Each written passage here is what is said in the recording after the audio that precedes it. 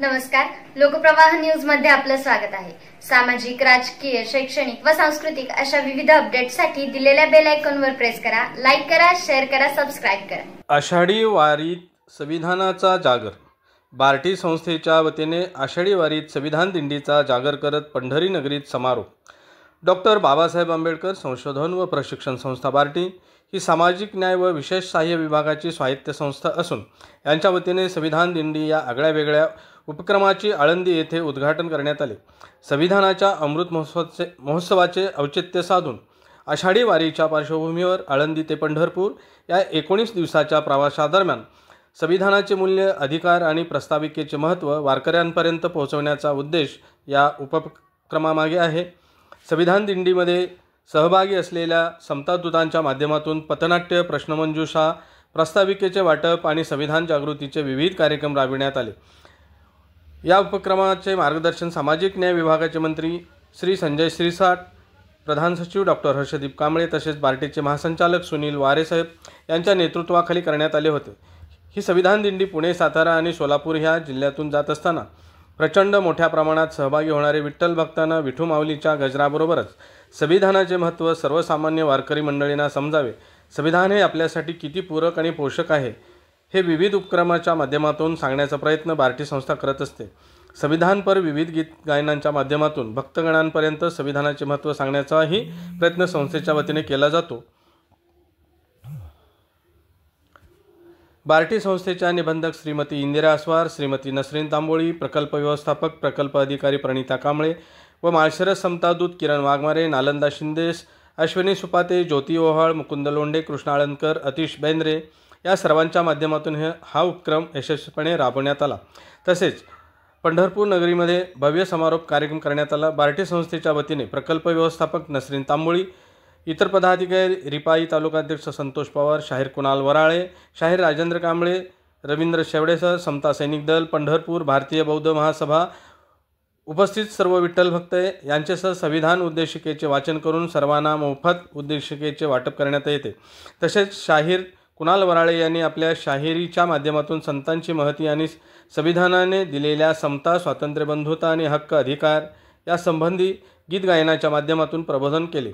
तसेच शाहीर राजेंद्र कांबळे यांनीही आपली कला सादर केली।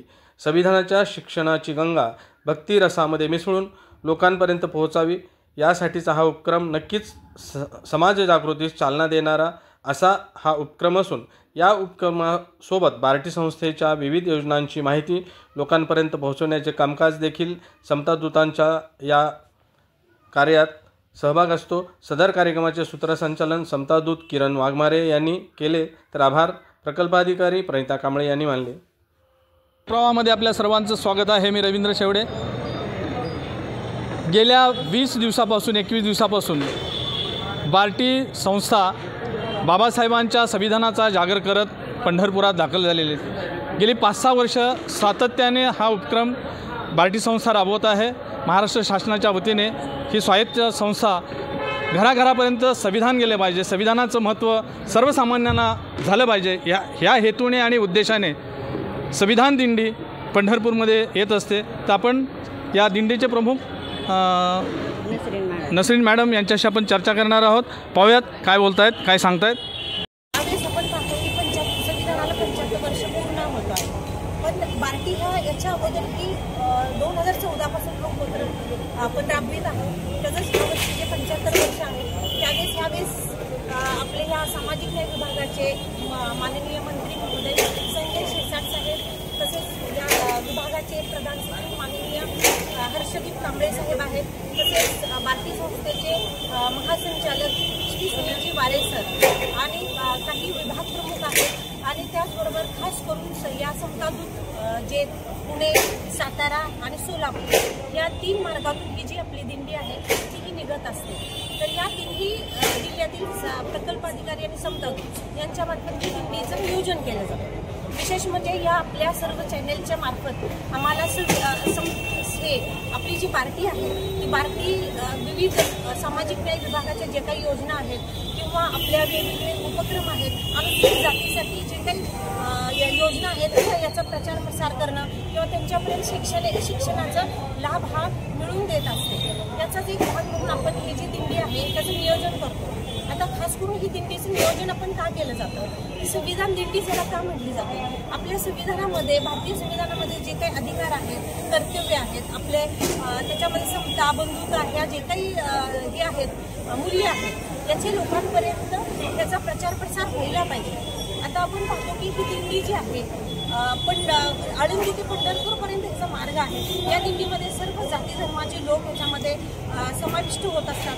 ते पायी येत असतात. आपण जी संतांची जी परंपरा आहे, त्यांचे जे विचार होते, त्यांचे जे कार्य होते ते पूर्णपणे डॉक्टर बाबासाहेब आंबेडकर यांनी आपल्या भारतीय संविधानामध्ये उतरवले आहे. याचाच एक भाग आणि ह्याची जे काही लेखणी, हे जे काही लिखाण आहे ते भक्तगण यांच्यापर्यंत पोहोचवलं पाहिजे. हा एक समतेचा संदेश आपल्या बाकीच्या दिंडीतून आपण देत आहोत. संविधान हे धर्मग्रंथ नसून ते देशाचा एक ग्रंथ आहे, याबाबत काय सांगा?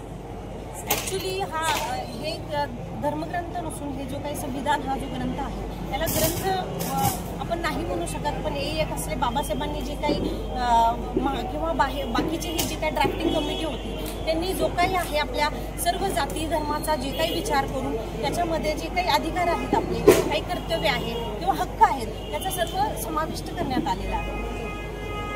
धन्यवाद. जे शंकराचार्य बोललेत संविधान मनुस्मृती लागू करा, त्याबद्दल आपलं मत आहे? ॲक्च्युली भारतीय जी संस्था आहे संविधानावरती काम करते. संविधानातील जे काही मूल्य आहेत ते आपण लोकांपर्यंत पोहोचवण्याचाच हा एक मार्ग आहे. बाकी कोणीही वेगवेगळे विचार असतील त्यांच्यापर्यंत असेल, पण भारतीचा जो हेतू आहे संविधानाचे विचार आहे ते पोहोचवण्याचा आपण एक औचित्य साधूनच आपण काम करत आहोत. दिंडी दरम्यान आपल्याला अनुभव काय आला वारकऱ्यांचा? खूप चांगला प्रश्न आहे हा. आम्ही पुण्यापासून ही जी दिंडी आहे 19 दिवसाची ही दिंडी असते. आम्हाला पहिला जो दिवस असतो ते आळंदीचा. सुरुवातीला दिंडी आहे, संविधान दिंडी आहे. तर संविधान दिंडी आपल्याला काय वाटतं की हे लोक काही शिकलेली नाही आहेत, काही शिकलेले असतील, हे संविधान दिंडीला प्रोत्साहन देणार नाही किंवा त्याला काय म्हणतात एक सपोर्ट देणार नाही. तर असा आमचा एक अनुभव आहे सर्व संतदूत यांचा देखील. एक उदाहरण देऊ शकेल त्याच्यामध्ये. एक वयस्कर अशी महिला होती.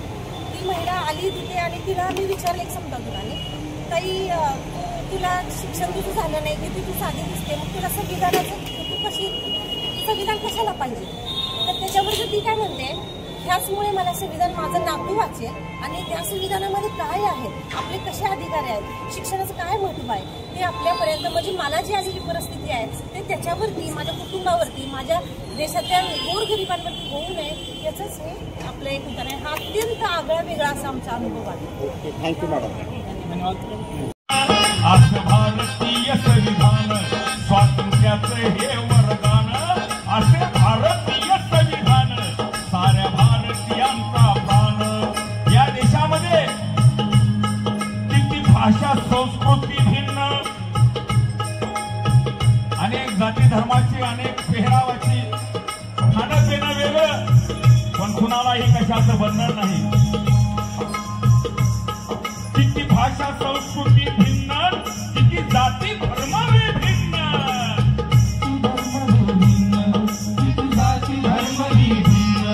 नांदती गुण्या गोविंदान, नांदती गुण्या गोविंदान, नांदती गुण्या गोविंदान. आहे संविधानाचं देण, आहे संविधानाचं देण, आहे संविधानाचं देण. रोजगार आणि शिक्षण, रोजगार आणि शिक्षण, नरनारी एक समान, एक समान, एक समान, एक समान. लोकशाही करण्या निर्माण, लोकशाही करण्या बलवान, रंग रावा एक मतदान, एक मतदान, एक मतदान, एक मतदान. पूर्वी एका माणसाला 18 तास लागायचा आणि पगार मात्र मोजकाच. परंतु भारतीय संविधानामध्ये कामगारांच्यासाठी कायदा करण्यात आला. डॉक्टर बाबासाहेब आंबेडकरांनी कायदा केला आणि दुटी दिली 8 तासाची. 8 तासाच्या वर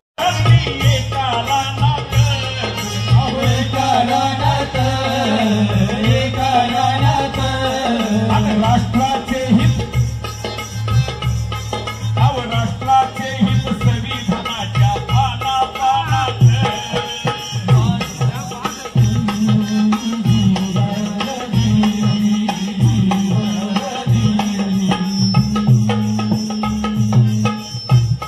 आदि नमन साधू संताला भारत देशाला ज्योतिबा आणि शाहूजींना केवळ अखंड देशा. पाहत रहा नवनवीन अपडेटसाठी लोकप्रवाह न्यूज. हाक तुमची साथ आमची.